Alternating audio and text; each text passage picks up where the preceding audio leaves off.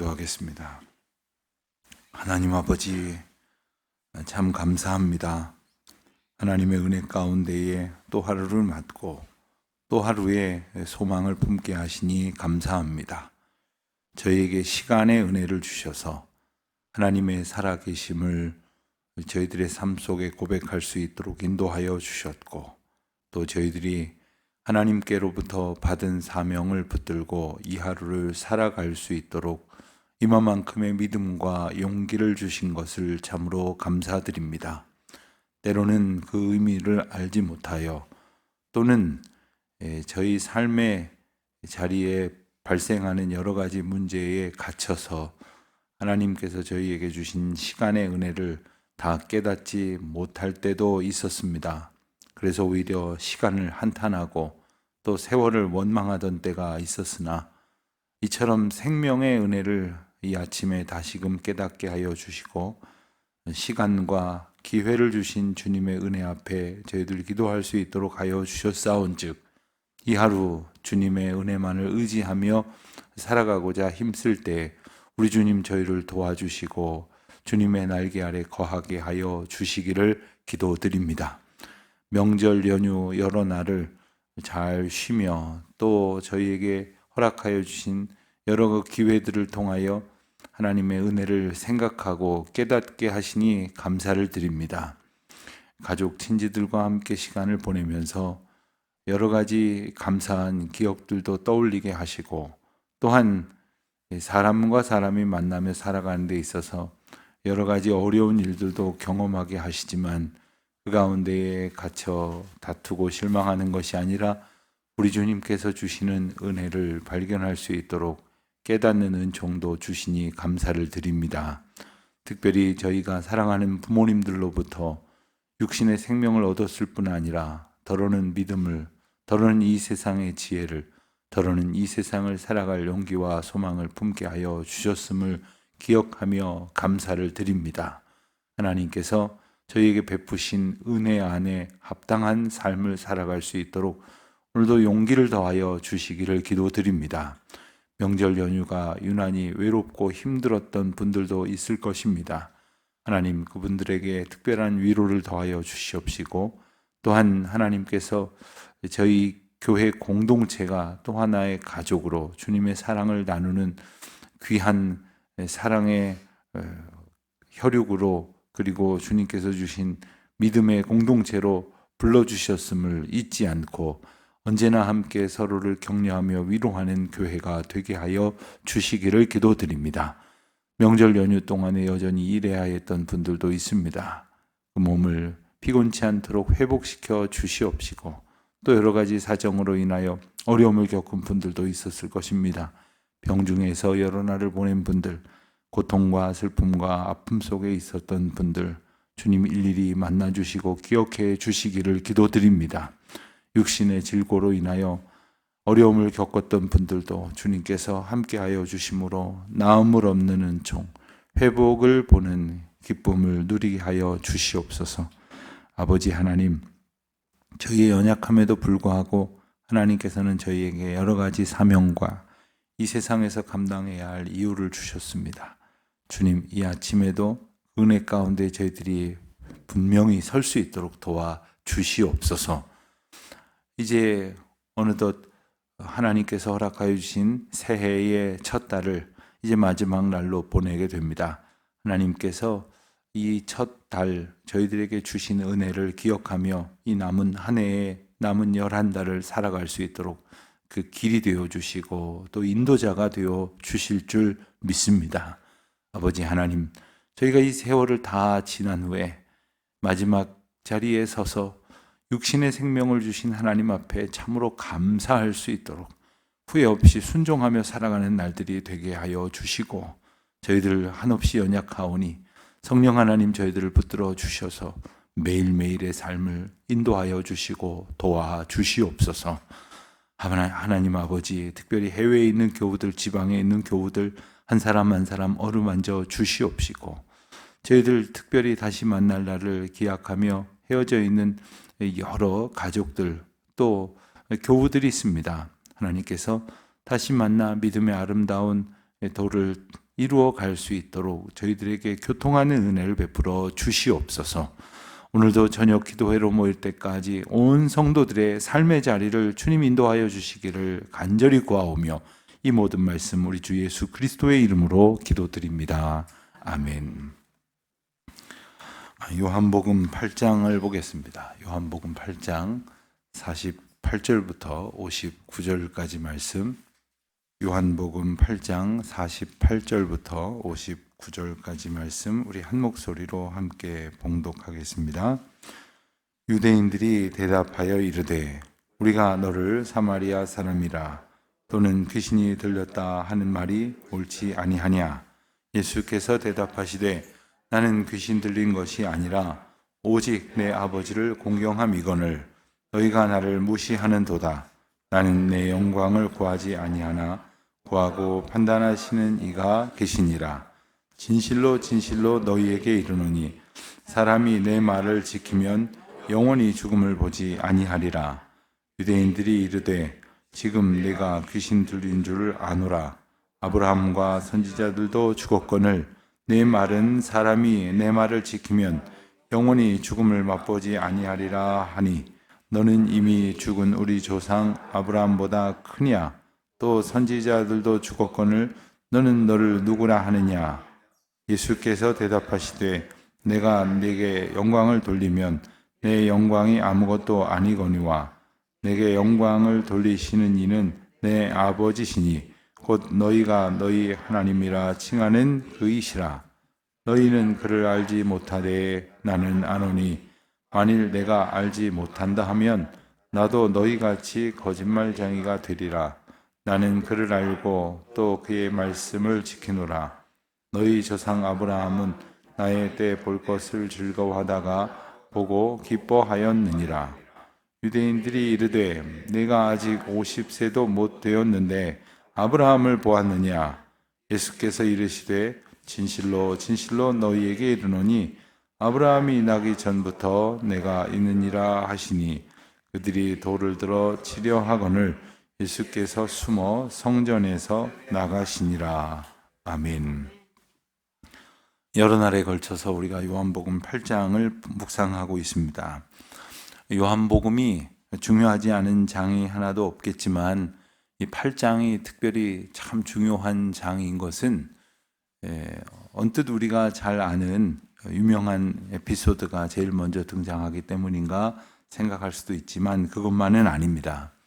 우리가 잘 아는 대로 8장은 가늠하다 현장에서 잡힌 여인이 예수님 앞에 끌려 나왔던 사건으로부터 시작을 합니다. 이 사건이 하나님께서 우리에게 주시는 놀라운 은혜로 가득 채워져 있음을 우리가 알게 되는데, 먼저는 이 죄가 무엇이고 또 주님의 용서가 어떤 것인지, 그리고 인간이 주장하고자 하는 그 정죄가 어떤 것이었고 또 예수 그리스도 앞에 마땅한 회개가 무엇인지에 대한 중요한 교훈을 주신 대목이기 때문에 그렇습니다. 그런데 예수님께서 이 가늠하다 잡힌 여인을 놓아 보내시고 나서 제일 먼저 하신 말씀이 뭐냐면 나는 세상의 빛이다. 빛이 어둠을 몰아낸다 라는 말씀을 하셨죠. 그러니까 그 여인 가운데 있었던 어두움, 그리고 그 여인의 삶을 어두움으로 단정하던 사람들의 또 다른 어두움을 이제 빛이신 예수 그리스도께서 임하심으로 빛 가운데로 인도하신다, 빛 가운데로 바꾸시겠다라는 말씀을 주시는 것입니다. 이 세상의 빛이 되신 예수님의 그 자기 선언, 그 선포로 말미암아 빛이신 예수님을 따르도록 우리를 초청하시고 요구하시는데, 빛이신 예수님을 따르는 자는 생명의 길로 나아가게 된다, 이 말씀을 주셨습니다. 생명의 길, 빛의 자녀가 걷는 그 길로 인도하시기 위해서 빛과 어둠을 가장 극명한 예로 보여주신 말씀이 바로 요한복음 8장의 말씀입니다. 그리고 그 생명은 무엇과 연결이 되냐면 진리를 아는 것으로 연결을 해 주십니다. 그래서 진리를 알지니 진리가 너희를 자유롭게 하리라고 말씀을 하십니다. 진리, 곧 생명이신 예수 그리스도께서 진리가 되셔서 참된 자유를 주시는 것인데, 이것은 그동안 이스라엘 백성들이 가지고 있었던 어떤 종교적 관습이나 혈통으로 인해서 얻어지는 것이 아니라 하나님이 주시는 그 믿음에 어떻게 반응하느냐가 바로 하나님과의 관계를 결정한다라는 말씀을 주시는 것입니다. 여기까지가 요한복음 8장을 통해서 주시는 아주 중요한 영적 메시지이기 때문에 사실 이 부분만 우리가 잘 이해하고 있어도 우리가 전도하는 데 있어서 정말 많은 지식이 없더라도 얼마든지 가능하고 얼마든지 생명력 있는 말씀을 전합니다. 이 말씀으로 정말 어둠 가운데 속해 있었던 사람들이 빛으로 구원을 얻게 될 터인데, 이 말씀에 대한 유대인들의 반응이 어땠습니까? 단적으로 48절에서 보면 유대인들이 대답을 하기를, 먼저는 우리가 너를 사마리아 사람이라 또는 귀신 들렸다 하는 말이 옳지 아니하냐? 두 가지로 비유를 했습니다. 유대인들이 예수님을 가리켜서 너는 사마리아 사람이다. 그러니까 사마리아 사람이라는 얘기는 유대인들에게 있어서 상종할 가치도 없는 사람이다는 취급을 하는 겁니다.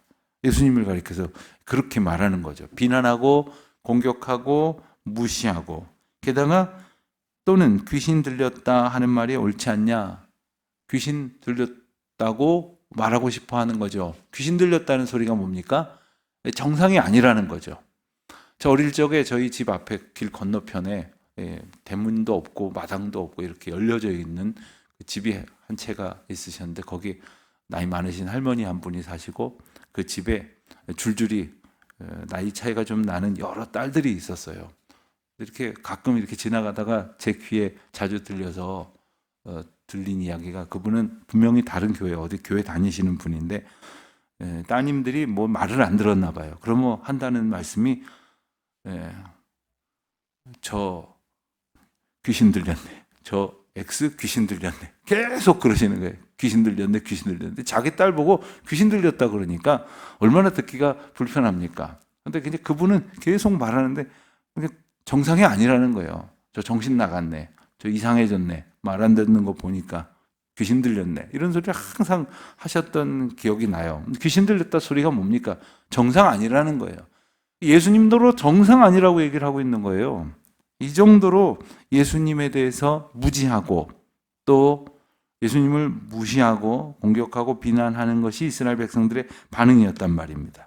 예수님께서 다시 말씀하십니다. 49절에 보면 나는 귀신 들린 것이 아니라 오직 내 아버지를 공경합니다. 그런데 너희가 나를 무시하는도다. 나는 내 영광을 구하지 아니하나 구하고 판단하시는 이가 계시니라. 이렇게 말씀을 하십니다.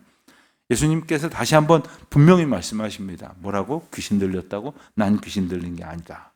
내가 비정상이 아니다. 내가 잘못된 것이 아니다. 내가 하는 일은 내 아버지를 공경하는 것이다. 예수님이 하시는 일에 대해서 분명히 다시 일러주시는 것입니다. 자, 그들이 하나님을 참칭하면서 예수님을 귀신 들렸다고 말하고, 하나님을 자기들은 잘 믿는다고 말하면서 예수님을 죽이려고 달려들고 있지만, 실상 예수님이 하시는 일이야말로 하나님을 잘 섬기는 일이다 라고 말씀을 하십니다. 그러면서 다시금 생명의 말씀을 주십니다. 보통 사람들 같으면 이렇게 나올 때 그냥 악담을 하고 저주를 하고 쫓아버릴런지 모르지만, 우리 예수님께서는 오늘 이들과 우리 모든 사람들 앞에서 예수님의 하나님 되심을 분명히 선언하는 계기로 삼으셨습니다. 그래서 51절에 보면 사람이 내 말을 지키면 영원히 죽음을 보지 않는다고 말씀을 하시죠.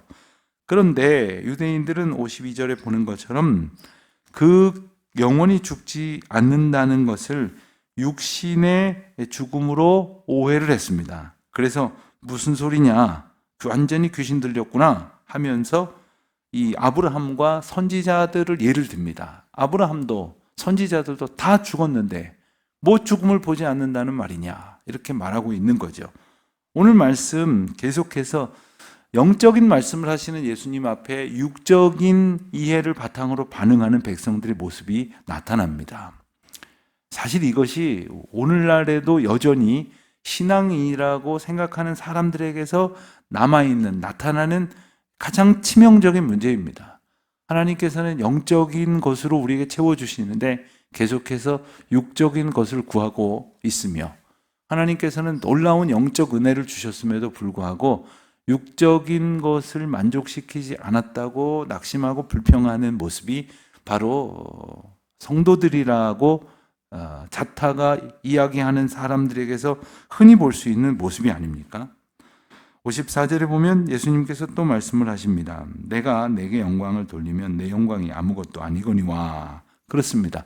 영광을 돌린다는 말을 우리는 대단한 어떤 합격을 하고 1등을 하고 출세를 하고 승진을 하고 부자가 되고 성공을 거두는 그런 것.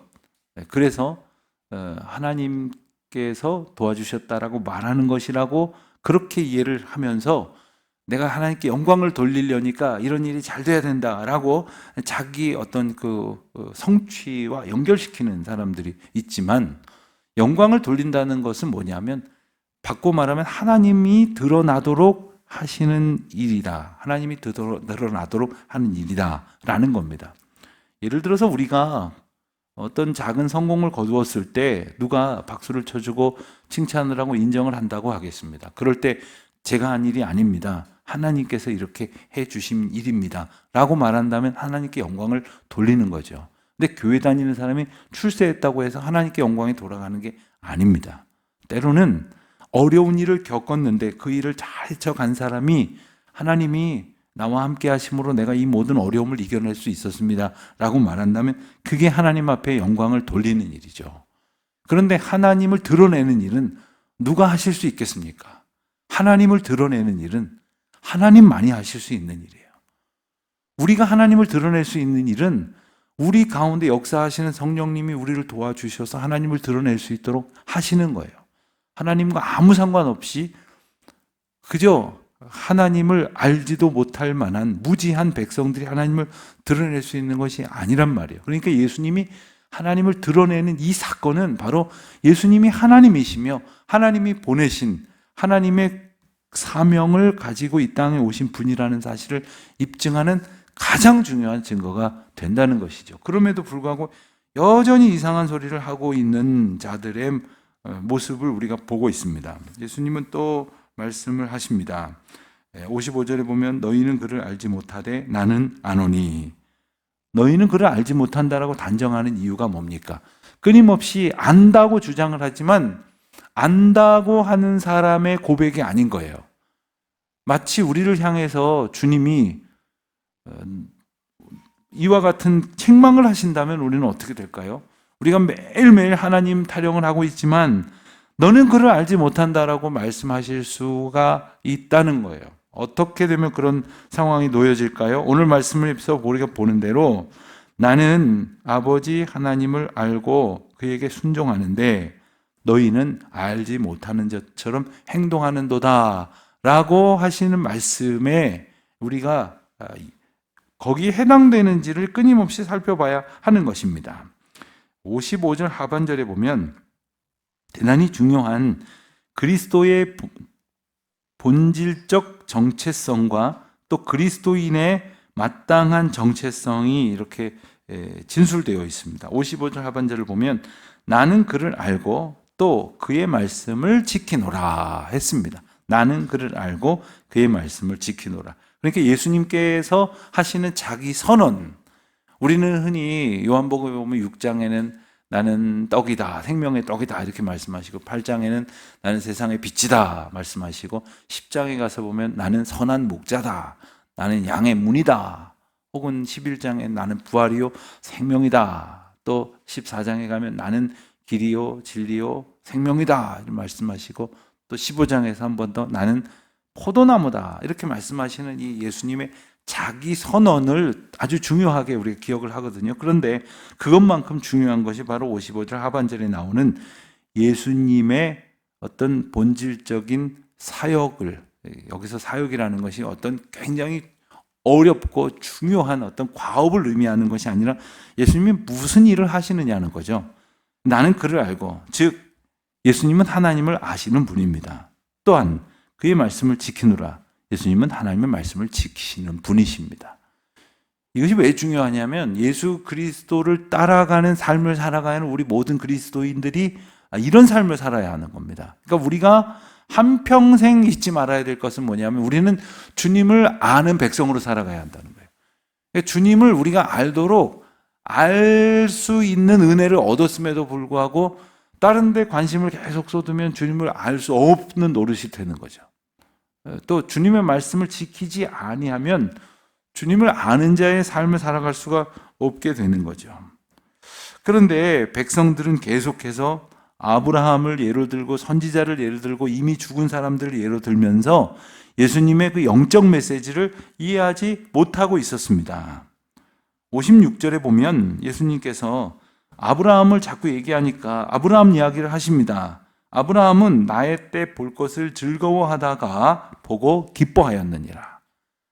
여러분 이 얘기를 들은 유대인들의 표정이 어땠을까요?